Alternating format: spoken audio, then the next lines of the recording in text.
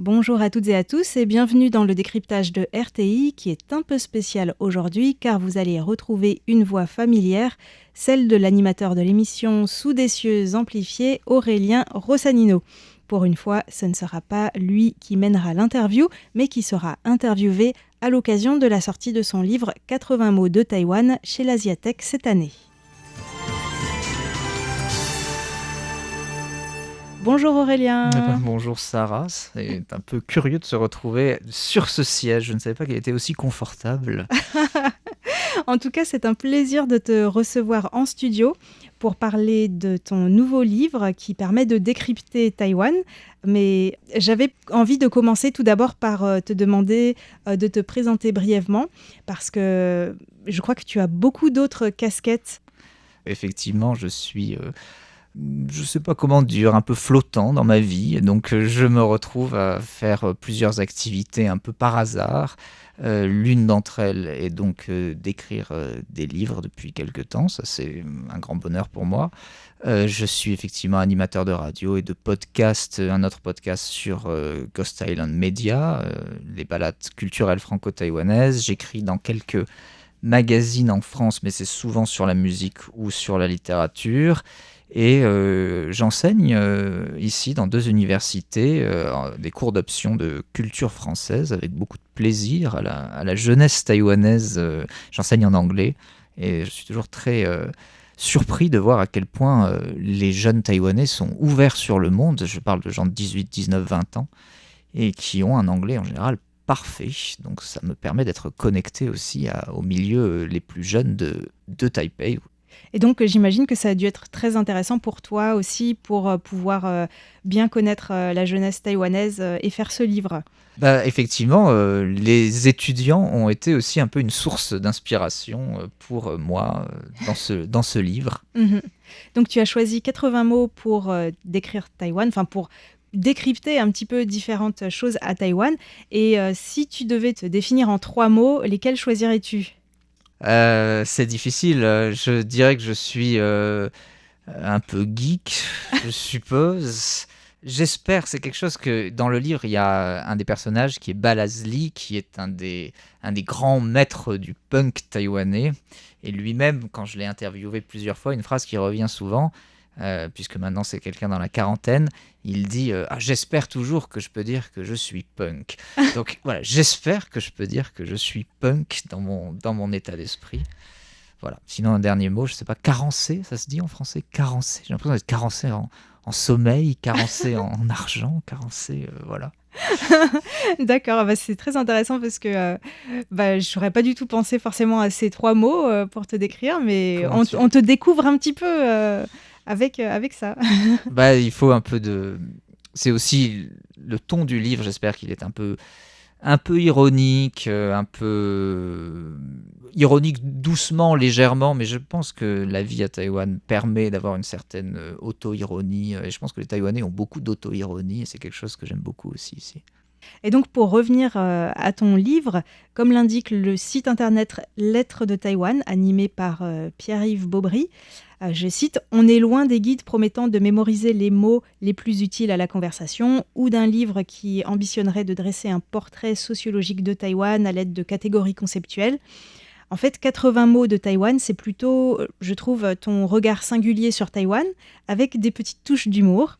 Et personnellement, je trouve qu'on y retrouve des détails familiers de la vie quotidienne qui en disent beaucoup sur Taïwan et auxquels on ne fait pas forcément attention. Et puis, en plus de ça, on est étonné aussi d'apprendre beaucoup de choses, même si on habite à Taïwan. Alors, j'imagine que c'est des questions que tout le monde a dû te poser, mais je voudrais commencer par là. Comment est-ce que tu as choisi ces 80 mots ? Alors, comme il y a une collection, il existe déjà une sorte de blueprint, de pattern, donc 80 mots. Il faut absolument rester dans ce cadre-là, et ce sont 80 mots de 2 pages. Et d'ailleurs, c'est assez amusant parce que ici à Taïwan, ce que je n'ai pas dit, c'est que oui, j'avais créé une petite maison d'édition avec mon ex-compagne qui s'appelle Passepartout. Et c'est marrant parce que 80 mots, je ne sors pas du côté Jules Verne. Évidemment, ça m'a fait tout de suite penser à Le Tour du monde en 80 jours. Ah oui. c'est assez amusant qu'il y avait déjà ce cadre-là qui était préconstruit, ce qui fait qu'il y a des mots qui existent dans chaque livre, notamment le café, c'est quelque chose qu'on retrouve beaucoup, le temple ou des choses qui sont beaucoup plus en rapport avec la religion, ou encore le cimetière ou des choses qui seraient en rapport avec la mort. C'était intéressant d'avoir ce fil conducteur. Ensuite, moi, comment j'ai fait pour choisir les mots? Comme je suis au contact de la scène musicale, et que la musique, il faut la nommer, il faut lui donner des titres, il faut écrire des paroles, il faut donner des noms à son groupe. Eh ben, j'en profitais à chaque fois quand j'ai eu ce projet, demander mais alors ça c'est quoi ce mot? Alors pourquoi tu appelles ton groupe comme ça? Et, un groupe que les auditeurs de mon émission savent que j'adore, qui en anglais s'appelle I'm Difficult, mais en chinois s'appelle Woshi Jiche Xiaonu. Jiche, qu'est-ce que c'est? Le scooter. Ah, mais c'est aussi avoir un caractère difficile, d'où le nom en anglais I'm Difficult. Donc il y a un jeu de mots, donc il y a un défi littéraire, parce que comment en français retranscrire deux réalités sur un jeu de mots taïwanais? Comment écrire un texte de 2 pages sur à la fois le scooter et avoir un caractère difficile pour faire comprendre ce phénomène culturel et linguistique qui est véhiculé par un groupe de musique? C'est ce qui m'a intéressé. Donc il y a beaucoup de mots qui sont un peu bizarres parce que ils viennent de l'esprit perturbé de musiciens taïwanais. Enfin, je ne sais pas si c'est bizarre, mais en tout cas, c'est original. Et puis, je pense qu'il faut le souligner aussi, parmi ces 80 mots, il n'y a pas que des mots en mandarin, il y a aussi des mots en taïwanais, en hakka, en paiwan notamment pour ce qui est des langues autochtones. Enfin, ça reflète la grande diversité linguistique et culturelle de Taïwan. C'était le projet dès le départ, et il y a aussi des mots en japonais, mais qui ne sont pas des entrées, parce qu'en fait, il y a plus de 80 mots, puisque dans chaque texte, un mot finit par en appeler d'autres. Il y a donc aussi du japonais, il y a aussi de l'anglais, bien sûr. Et effectivement, c'était l'idée de pouvoir interroger différentes langues, puisqu'encore une fois, les mots servent à raconter des histoires plus qu'à les expliquer d'un point de vue purement linguistique. Et donc, comme tu le disais tout à l'heure, vraiment l'une des spécificités de ton livre, c'est qu'il puise beaucoup d'inspiration dans la scène musicale, dans les paroles de la musique à Taïwan. Et il y a même un petit bonus qui est une playlist qui va avec ce livre. Et donc, on peut aussi avoir une lecture musicale, entre guillemets, de cet ouvrage. C'est une particularité de ce livre dans cette collection? Absolument. Puisque j'ai été recruté, entre guillemets, par l'Asiatech, aussi sous la casquette journaliste musical, j'ai annoncé je ferai un fil rouge musical, et donc on a mis une playlist qui crève-cœur parce que, hélas, beaucoup d'artistes que j'adore à Taïwan ne sont pas dans le livre pour la raison qu'il faut que l'artiste corresponde aussi à l'histoire que je raconte, ou etc. Donc il y a une playlist qui est une porte d'entrée vraiment sympa pour les gens qui voudraient connaître la musique taïwanaise pop depuis les années 60 jusqu'à nos jours. Il n'y a pas tout, mais c'était amusant à faire, la playlist. On va écouter un peu de musique, parce que c'est normal, on parle de musique, avec Mr. No Property. On écoute Nature Revolution.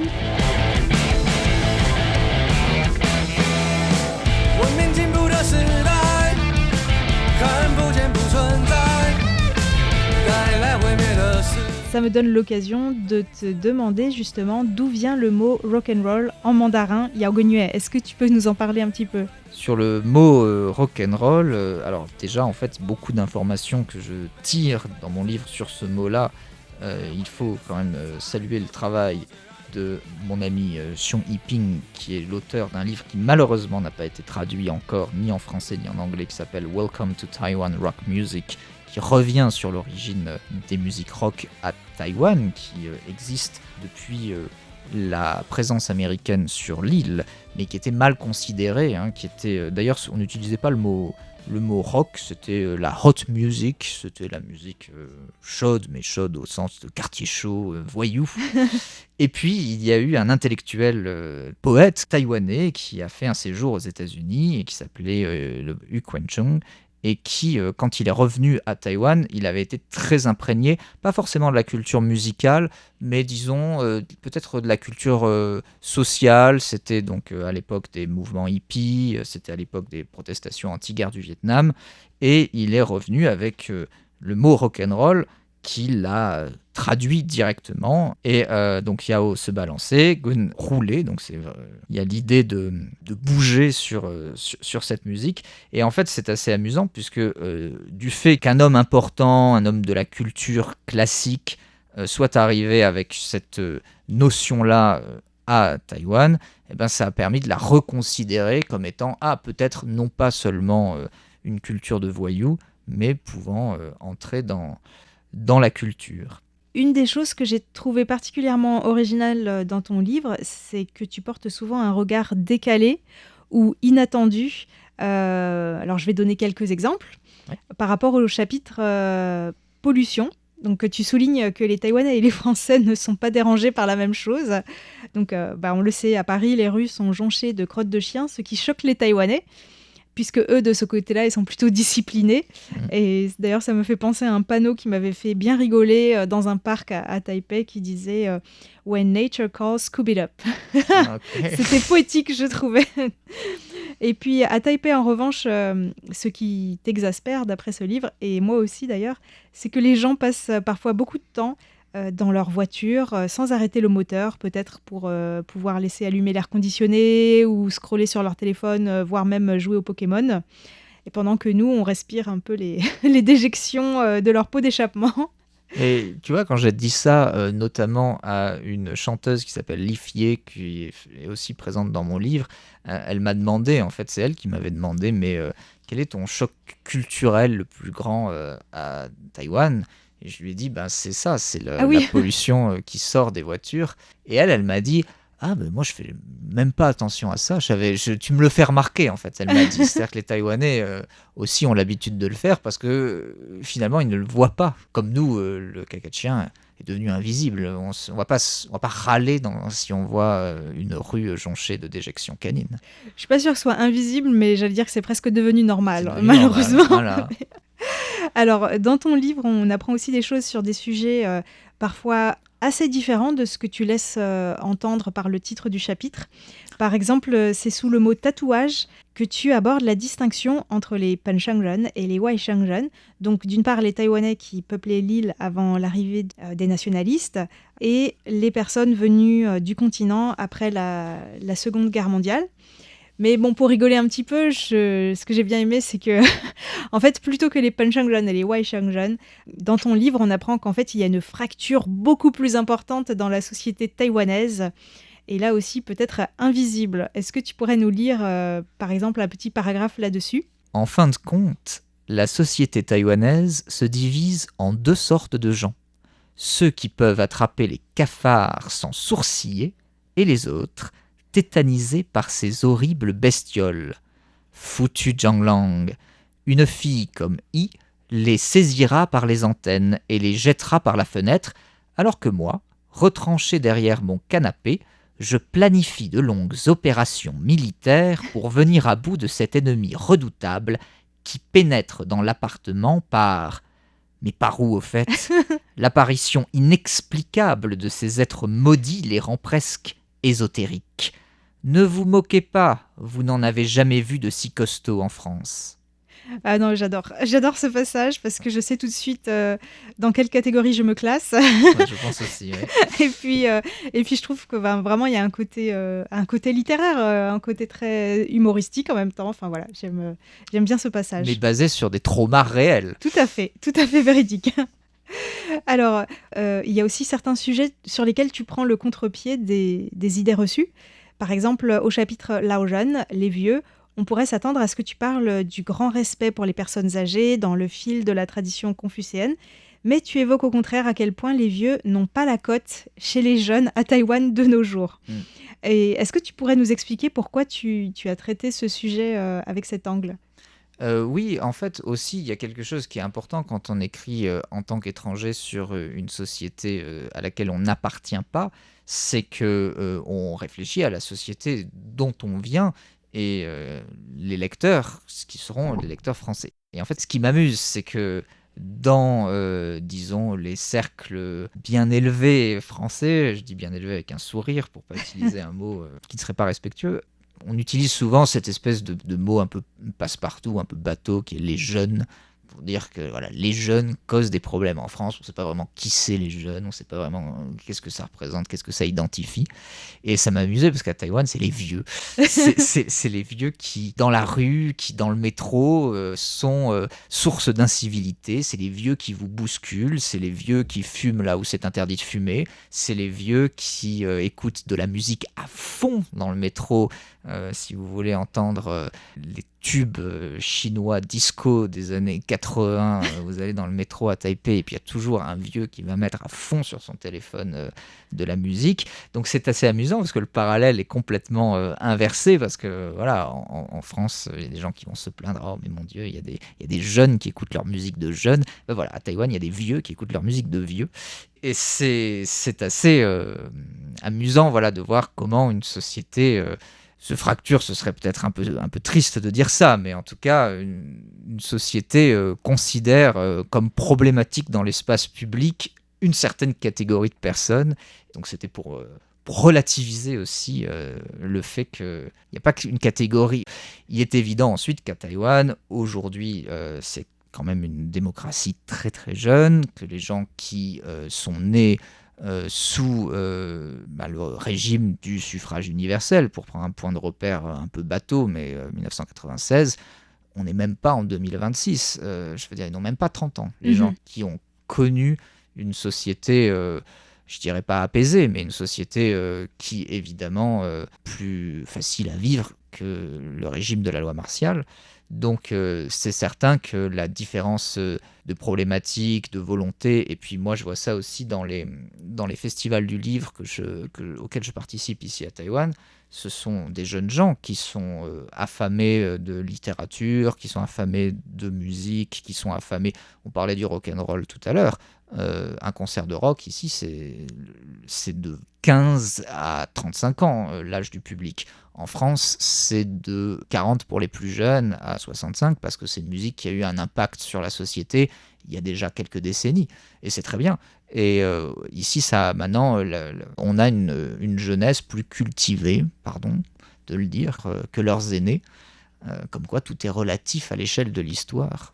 Oui, tout à fait, c'est très intéressant toutes ces réflexions.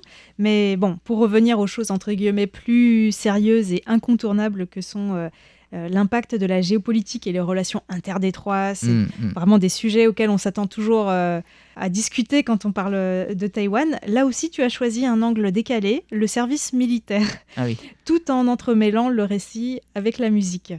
Bah, c'est un problème qui revient souvent, le service militaire, dans les conversations, puisque, selon la date de naissance de la personne qui est appelée sous les drapeaux, et qui sont toujours seulement des hommes, les femmes ne font pas leur service militaire. Ça peut être de 4 mois à 1 an, fut un temps c'était 2 ans, donc c'est une question assez forte pour les scènes indépendantes musicales, puisqu'on parle de groupes de musique, on parle de groupes de gens qui... sont dans la vingtaine ou dans la trentaine, puisqu'on est réformé du service militaire à 37 ans, donc on peut être appelé jusque-là. C'est-à-dire un guitariste qui disparaît, tu es passé Mr. No Property, je me souviens très bien du concert où il a dit ah désolé, je vais plus être là, il y aura un hiatus du groupe parce que je serai en service militaire. Et quand je l'ai interviewé dans Sous des cieux amplifiés, effectivement, il a parlé de cette expérience. C'est aussi un trou comme ça dans la vie d'une personne, et c'est aussi un trou dans la vie artistique d'un groupe de musique. C'est là où l'art peut pas être complètement romantique, peut pas être complètement fait de rêves, et voilà. Et de toute manière, la société a toujours un poids à Taïwan, parce que, pourquoi le service militaire il existe? Parce que il y a les relations interdétroites qui font que on ne saurait s'en passer. Et comme on arrive déjà à la fin de la première partie de cette interview, on va évidemment se quitter en musique. Donc cette fois-ci, j'ai choisi une chanson, comme tu dis, anti-exotique, que j'ai découverte grâce à ce livre, qui s'appelle Izua, de la chanteuse Abao. Oui. Et donc Izua en langue paiwan, c'est ce que la modernité nous permet d'avoir, puisque ça veut dire avoir, si j'ai bien compris. C'est ça. Smartphone, l'argent, etc. Alors qu'en parallèle, il y a quand même d'autres choses qui ont tendance à se perdre, notamment pour les autochtones, certaines langues qui sont un petit peu en voie de disparition. Et comme tu l'as souligné dans le livre, Abao elle-même écrivait ses chansons avec l'aide de sa mère, qui maîtrisait mieux qu'elle la langue paiwan, si j'ai bien compris. C'est ça, puisque elle fait partie, Abao, je ne saurais pas dire son âge, mais elle fait partie de cette génération où ils ne pouvaient pas apprendre la langue. Aujourd'hui, les langues autochtones sont valorisées, mais elle fait partie d'une génération où ça avait un peu disparu.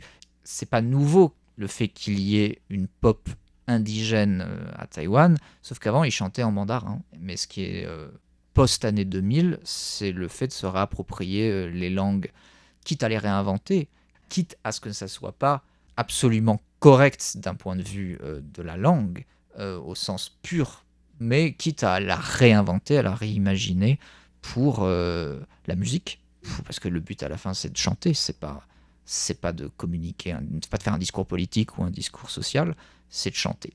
Et cette chanson, oui, elle est anti-exotique parce que, évidemment, les autochtones, on voudrait qu'ils nous donnent une sorte de rêve indigène, chamanique, je ne sais pas, New Age. Heureusement, ils ne font pas ça. Ça me touche beaucoup plus aussi en tant qu'habitant du même monde, en fait. C'est ça qui est intéressant.